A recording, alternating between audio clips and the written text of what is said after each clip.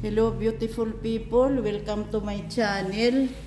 Maghuhugas ako ng sasakyan. Maghuhugas ako, meron dyan vacuum cleaner. Nandun di vacuum cleaner, Papa? Ja, men det gör vi sen. Vi tar... Ja, okej. Nej, jag menar ta video på vacuum cleaner. Så menar du? Ja, och sen till mig. Maghuhugas ako ng sasakyan. Pero don't get me wrong. Kasi siyan, nagpapahugas din yan doon sa ano.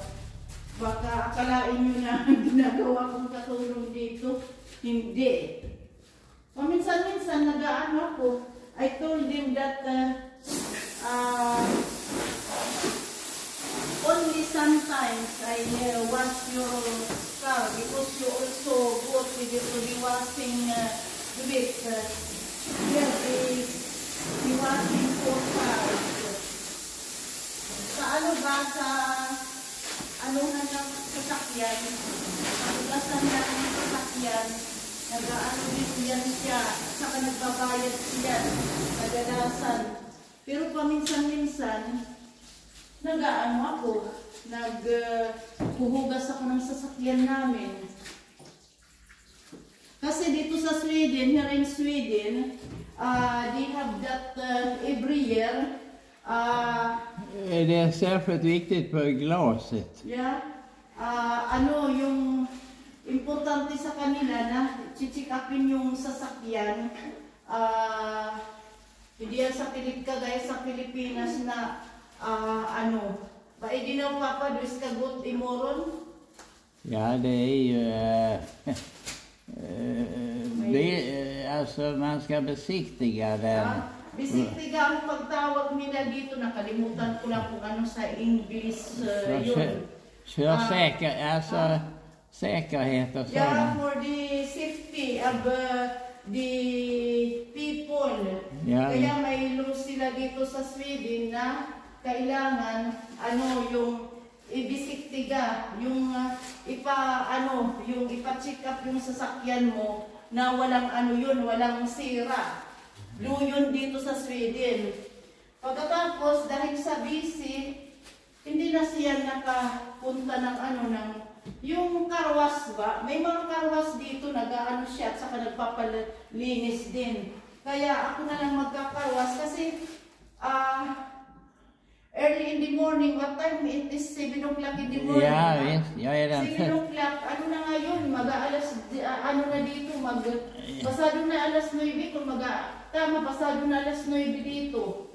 Kaya, siyempre, nakakahiya naman kung yung sasakyan madumi pagkatas pupunta ka doon. Kaya, nilinis ko na. Jag är den första. Yeah. Yun ang law nila dito sa Sweden na kailangan every year mayroon silang tinatawag na bisiktiga, yung chinicheck up lahat yung sasakyan na walang sira for the safety of the people. Yun. Pagkatapos, ako naman hindi naman ako kagaya ng mga ibang babae dyan na mga pasosyal o kasi galing naman ako sa hirap. Kaya okay lang sa akin magtrabaho. Noon yung nagagarden ako, yung binibiro ako ng kapatid kong si Rico, sabi niya, kung hindi raw ako nakakapunta ng Sweden, hindi daw ako nagiging yung parag-uma, yung magsasaka. Yun ang biro niya sa akin.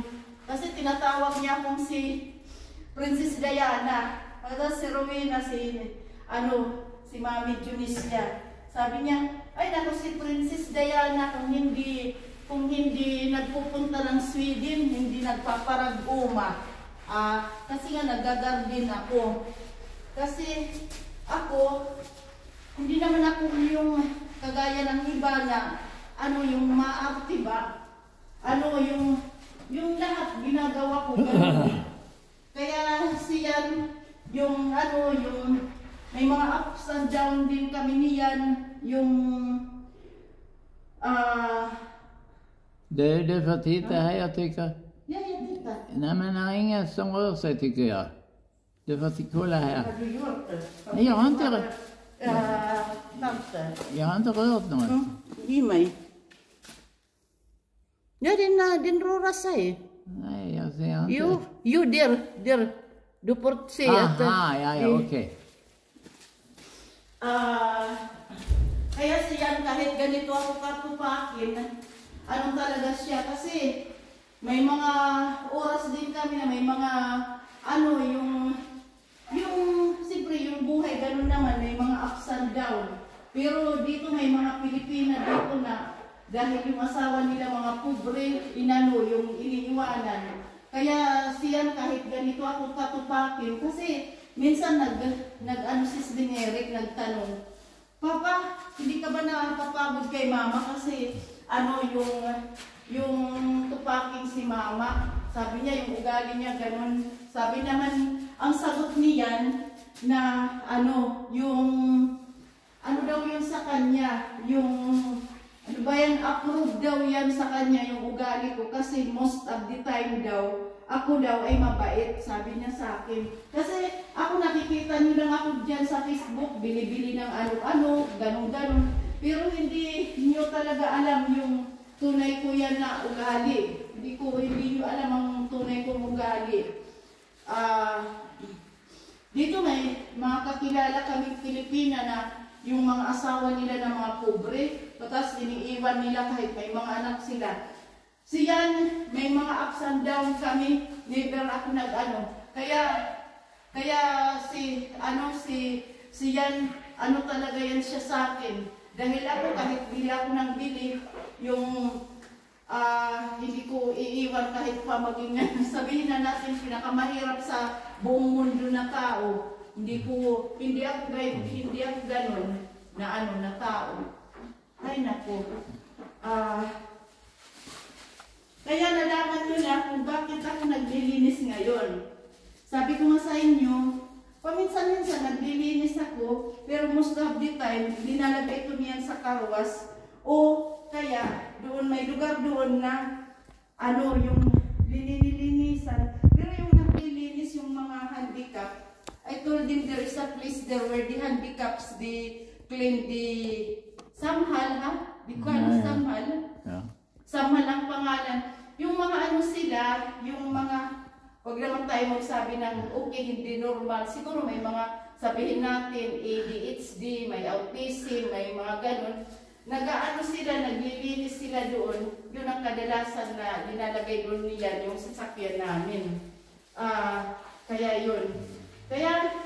Nalaman nyo na bakit ako ngayon, kasi bukas ng umaga, siyan ay kailangan ipa-check up niya yung sasakyan kasi yun ang law dito sa Sweden. Yung tinatawag nilang bisiktiga taon-taon na walang yan para for the safety of the people.